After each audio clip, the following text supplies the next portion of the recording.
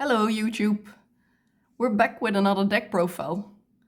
Today, it's probably not a surprise for anybody that has watched our unboxing of Chaos Origins. I'm going to show you my Melffy deck profile, because this was the archetype I'm most excited for. I actually built this deck quite shortly before the Melffy support was even announced, so it was when the support was announced I was very excited. I'm like, oh wait, great, I just built this deck and now I can upgrade it already. Very nice. So let's get straight on into it. First off, for the main deck, I play one copy of Melffy Rabby. This is a normal monster, so it's not very useful by itself, but because of the new support, you definitely want to play one copy of this card. The new support is Melffy Rabbies. They have multiplied. This card is really great. It has multiple effects. It can be a turn 0 summon. During your opponent's turn you can summon it when your opponent has special summoned a monster. And then you can also immediately fusion summon a monster. Oh, actually, it's if your opponent has normal or special summon, so even with a normal summon. You can start interrupting their plays immediately. And if you normal summon this one yourself, or special summon it, you can add one Melffy monster from your deck to your hand. And that is when you want to add the Melffy Rabby, the normal monster, because when you have added a normal monster, you can special summon any number of beast monsters from your hand. And of course, all Melffys are beasts. Which is, kind of funny that they're beasts when they're so very cute. Next, I play 3 copies of Melffy Wally. This is a great 3-off because this one can bounce itself, and then you can special summon 2 Melffy monsters from your deck with different names. So that's, because this one can exchange itself for 2. That's the reason you will want to play 3 of this. It's great to have in your hand. Then I play 2 copies of Melffy Puppy. This one can bounce for a special summon of a level 2 or lower beast monster from your deck. The monster you will most likely summon is not a Melffy monster, actually. It's a mythical beast, Calantosa, because then one can destroy your opponent's monsters. So Melffy Puppy is often one that you will summon off of Melffy Wally. Then I play 2 copies of Melffy Catty. This one can bounce to add a beast monster from your deck to your hand. Usually that's the second monster you will summon off of Melffy Wally, unless of course you will already had a chance to summon the puppy or the catty. And then the last 2 off from the Melffy monsters that I play is Penny. Not everybody plays all of these at 2, but I think it's useful to increase your chances of having Melffys in your hand so that you will be able to summon more Melffys from your hands with the Rabbies. Penny is a quick synchro summon in your opponent's turn when one of your beast monsters was returned to your hand, which is the thing that they all do. You can special summon Penny and then synchro summon with Penny and any monsters in your hand. Then I play 1 copy of Fanny. And not everybody again plays this one, but I like playing all of the Melffy monsters. It's such a cute archetype, and this is one of the prettiest cards. And it's still useful because you can special summon a beast monster from your hand. And since Calantosa is not a once per turn, when you're able to recycle Calantosa, Fanny can help you put him back on your field again. And one example to recycle Calantosa is Melffy Pony, because this one can add a beast from your graveyard to your hand by bouncing itself. So that one is the last of the Melffy names that I play in the main deck. Then for the honorable Melffy monster, basically, it's the newly released, I think it's TCG exclusive. Yeah, let's try to pronounce this name. I guess it's Seri Nemesia, Mythical Beast of the Forest. A very, very beautiful card. I think this art is just absolutely amazing. And a bit of a downside to this one is when you use its effect, your opponent can also special summon a monster from the hand, but it's basically 3 extra copies of your Melffy Rabbies. And you could opt to play something like Rescue Cat, but the downside to a Rescue Cat is that when you summon the monsters with it, their effects are negated. With Seri Nemesia, they are not negated, which is perfect for Melffy Rabbies. You really want to be able to use its effect. Then the one that I already talked about, the amazing Calantosa, also a very, very beautiful card. Yeah, and this one is just very broken in Melffy because it's not a once per turn again, and when you special summon it off of the effect of a beast monster, you can target 1 card on the field to destroy it. Then another one-off is Hop-Ear Squadron. This is also a quick synchro summon in your opponent's turn, which is why it's useful to play. And then I also play one Alpha, the Master of Beasts. I think a lot of people have taken this one out of their Melffy decks, but yeah, it's just a really funny card to play, and it's a nice quarter century rare, so yeah, why not play it? This deck is a bit more of a fun deck, although people shouldn't underestimate it. Melffy can do quite a bit. They have some funny tricks up their sleeves.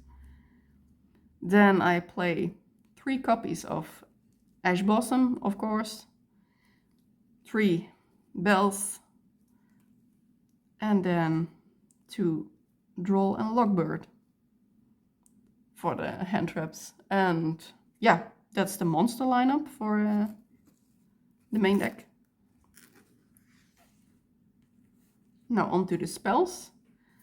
I played 3 copies of the new Melffy Footsteps. Very cute card again. Such a pretty archetype. Yeah, this is also a great starter. You can add up to 4 Melffy monsters with different names from your deck to your hand, and then it becomes the end phase of this turn. And yeah, if you know Melffy, you know that pretty much all of them can special summon themselves during your end phase. So yeah, that's why this card is very great in this deck. It's basically Obedience Schooled, but for Melffy, and their effects are not negated, so it's kind of an upgraded, but because it's specific to Melffys, this won't be abused in other decks and hopefully not get banned or limited or anything like that. Yeah, then I play 1 copy of Melffy Hide and Seek and 1 copy of Melffy Staring Contest. These are the continuous spells.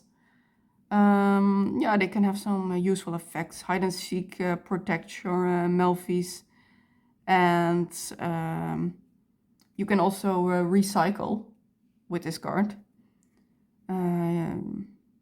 And the Staring Contest, it can help lower your opponent's the attack of your opponent's monsters, so it's useful during your battle phase. And it can also help add an extra Melffy monster. But the spells are not the main deal of the deck. But again, I like playing a lot of archetypes, so yeah. Then, yeah, the one I just talked about, Obedience Schooled, it's at 1. It's still useful in Melffy. But yeah, just play one.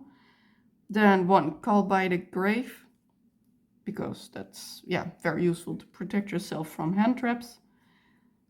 And then that's it for the spells. For the traps, I have one Melffy trap. That's the new playtime surprise. Yeah, it's also nice that it has protection for your Melffy Exceed monsters by banishing it from the graveyard. Oh no, it's if you control a Melffy Exceed monster, sorry. And then all your Melffy monsters are protected. So yeah, I felt it was nice to play at one. And then lastly, 3 Imperms for the remaining spaces in the deck.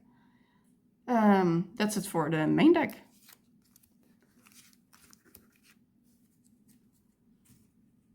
Then for the extra deck, I play 2 copies of the new Melffy's Joyful Surprise, the Fusion.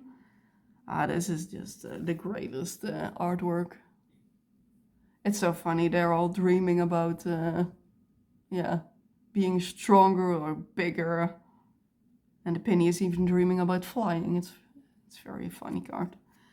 And yeah, it's really strong because you can summon this monster in your turn 0, and then you can target Melffy monsters, Melffy cards you control, and cards your opponent controls equal number, and return them to the hand. So it gives you a turn 0 interruption. Yeah. Then for the Exceed monsters, I play 1 Melffy of the Forest.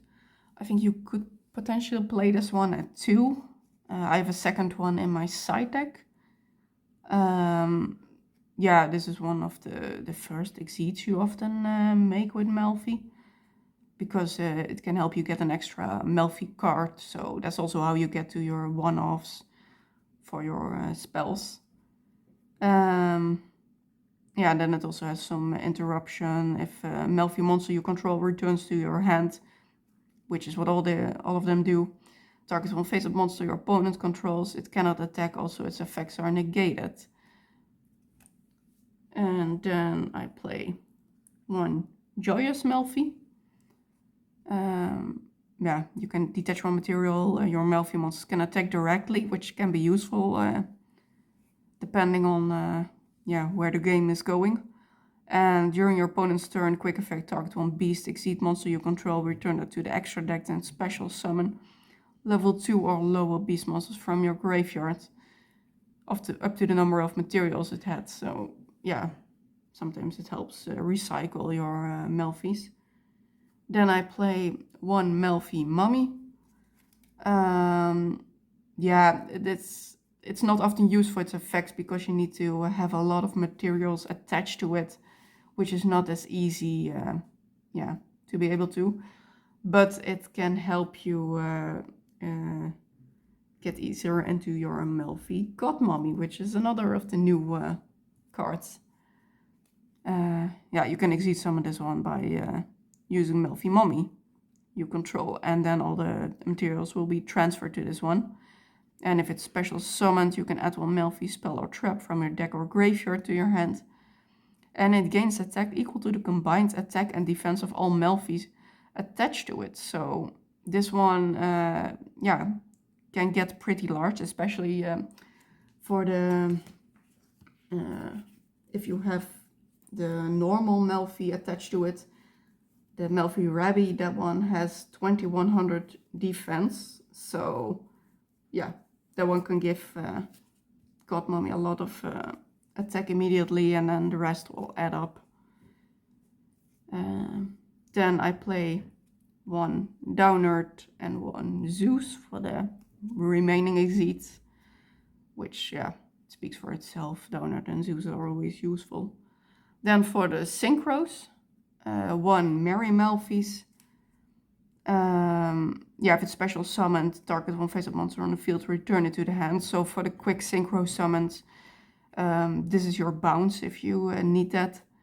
And if your opponent normal or special summons, or if an opponent's monster targets this card for an attack, you can return it to the extra deck and special summon one Melffy Exceed from your extra deck. Then I play one Silvera. This is also great to be able to quick synchro in your opponent's turn, because yeah, you can flip all your opponent's monster to face down defense and stop their plays. And then for the last bit of the synchro, it's like a package. I play one Desert Locust. This one can also synchro summon in your opponent's turn. So yeah, you first make the level 6, which is the Desert Locust, and then from there you can climb up. And a bonus effect is that it rips one card from the turn player. So if you summon it during your opponent's turn, you will rip one card from their hand. And then what you will climb into is Excel Synchro Stardust. That's, yeah, can summon a tuner back from your graveyard. So then, and then you can tribute it for the Stardust Dragon. And then synchro summon immediately after to go into your Satellite Warrior. And Satellite Warrior, when it's synchro summoned, you can target cards your opponent controls up to the number of synchro monsters in your graveyard. Yeah, which by the time you make Satellite Warrior, you will have at least 3 with Desert Locust, Axel, Synchro, Stardust, and Stardust. So you can target up to 3 cards at least and destroy them. And the card, the Satellite Warrior, will gain 1000 attack for each card you have destroyed. So this guy can get pretty big, which is very useful to be able to, yeah, attack your opponent for a lot of their life points. And when it's when this synchro summoned card is destroyed, you can special summon up to 3 level 8 or lower warrior synchron or Stardust synchro monsters. So even when it gets destroyed, you get your Stardust back, which is very nice. Yeah, that's it for the extra deck. And then, yeah, I have a side deck for this deck. It's not the best, but yeah, we like to make side decks when we have some leftover cards, and yeah, we just put them together. So I do play an extra Melffy of the Forest in the side deck. And then I play one Valerie Fawn because, yeah, she's cute. I don't really use it that much, but whatever. And then I play 3 copies of the Iris Sword Soul. This is probably looking like a very strange card to be in a side deck. But the thing is, during the main phase, if a monster whose effects are negated is on the field, and you, if you paid attention when I was mentioning the extra deck, one of your exceeds can negate the effects of an opponent's monster. So you can very likely get into that situation where a monster is on the field with negated effects. Then you can special summon the Iris Sword Soul. And yeah, that's basically the reason I put her in here. And then you can, if your opponent special summons a monster, except during the damage step, activate one of these effects based on where it was summoned from. So you can get some extra interruption. If your opponent special summons from the hand, you can special summon one monster from your hand. If they special summon from the deck, you can draw 2 cards. And if they special summon from the extra deck, destroy one of those monsters special summoned from the extra deck. So yeah, I thought it was an interesting card to try out. Then for some extra hand trap options, I have 3 Ghost Mourner, 2 Ghost Ogres, and then I have 1 Melffy tag, just so, yeah, I can look at this card, basically. I don't think I will switch it out very often for something in the main deck. Then I have 3 Raigeki, and then finally 1 Melffy Playhouse, because that's also a very cute card. The mommy is holding all of her babies. yeah, that's basically it for the side deck and for the deck as a whole. I really like the Melffy deck. The playstyle is very interesting. It is a control deck, but yeah, you can still make monsters with quite a lot of attack to go for game. And oh yeah, almost would forget to show the color of the sleeves that I've chosen. So yeah, with all of the pastel colors, of course, I wanted my sleeves to be pastel color, and I choose Dragon Shield Mint for the main. And for the extra deck, I have the pink color. It's very pretty. And then for the rating for this deck, for the fun factor, I would say it's definitely a 9 out of 10. It's really great to play. The looks, it's a 9.5 out of 10. And for favorite, it currently stands at a 9, which brings the total to 27.5. Yeah, if you are looking for a cute deck, a control deck, I would say definitely try out Melffy. It's also not very expensive. So yeah, I highly recommend this one. I hope you guys enjoyed the deck profile, and we hope to see you again with the next video. Bye guys!